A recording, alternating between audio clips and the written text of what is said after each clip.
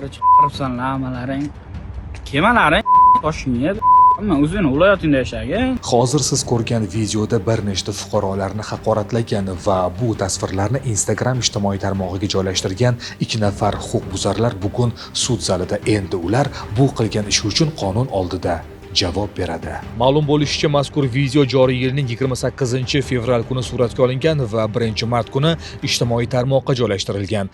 Mazkur holat bo'yicha sud ishi bugun aynan mana shu yerda jinoyat ishlari bo'yicha Yunusobod tuman sudida ko'rib chiqildi.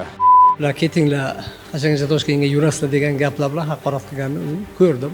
Shunga salgina asabim buzildi.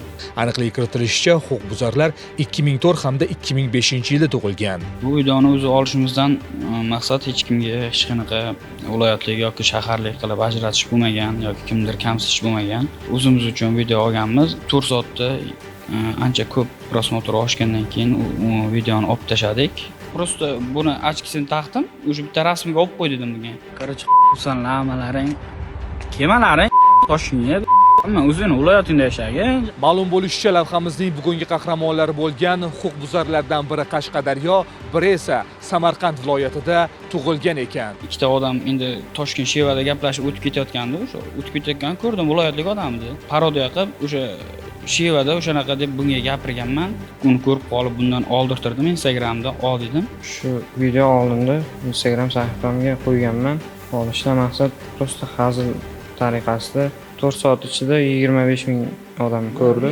Kechirishlar so'raymiz, butun xalqdan uzr so'raymiz. Boshqa bunaqa ish takrorlanmaydi. Sud qaror qildi.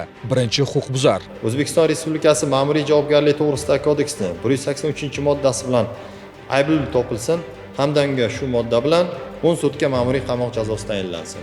Ikkinchi huquqbuzar O'zbekiston Respublikasi Ma'muriy javobgarlik to'g'risidagi kodeksining 183-moddasi bilan aybli deb topilsin hamda unga shu modda bilan 10 sutka ma'muriy qamoq jazosi tayinlansin.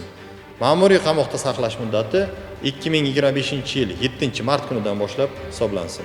Fuqarolarni haqoratlab internetga video joylashdan maqsad nima? Tezroq tanilishmi yoki obunachilar sonini ko'paytirishmi? Unutmang, bu orqali siz faqatgina o'zingizga jabr qilasiz. Agarda huquqbuzarlar sodir etgan holatni takrorlasangiz, qo'shtirnoq ichidagi tanilish sizga ham qimmatga tushadi.